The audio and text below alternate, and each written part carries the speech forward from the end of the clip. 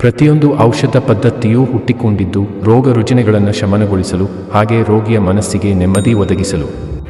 ಆದರೆ ಯಾವ ತರಹದ ರೋಗಗಳು ನಮ್ಮ ಭೂಮಿಯ ಮೇಲೆ ಇವೆ ಹಾಗೆ ಅವುಗಳ ಸ್ವರೂಪವೇನೆಂದು ತಿಳಿದುಕೊಳ್ಳುವುದು ಅವಶ್ಯಕ.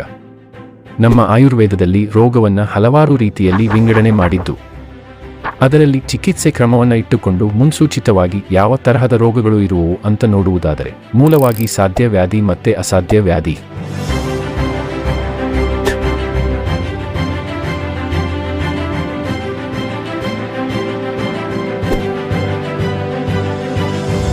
ಹಾಗಾದರೆ ಸಾಧ್ಯವ್ಯಾಧಿ ಅಂದರೆ ಏನು ಅಂತ ನೋಡುವುದಾದರೆ, ಗುಣಪಡಿಸಬಹುದಾದ ರೋಗಗಳನ್ನು ಸಾಧ್ಯವ್ಯಾಧಿ ಎಂದು ಕರೆಯಲ್ಪಡ್ತಾರೆ. ಹಾಗೆ ಇದರಲ್ಲಿ 2 ವಿಧಗಳು. ಸುಖ ಸಾಧ್ಯ ವ್ಯಾಧಿ ಅಂದರೆ ಸುಲಭವಾಗಿ ಗುಣಪಡಿಸಬಹುದಾದ ರೋಗಗಳು, ಮತ್ತೆ ಕೃಚ್ಛ್ರ ಸಾಧ್ಯ ವ್ಯಾಧಿ ಅಂದರೆ ಕಷ್ಟಕರದಿಂದ ಗುಣಪಡಿಸಬಹುದಾದ ರೋಗಗಳು.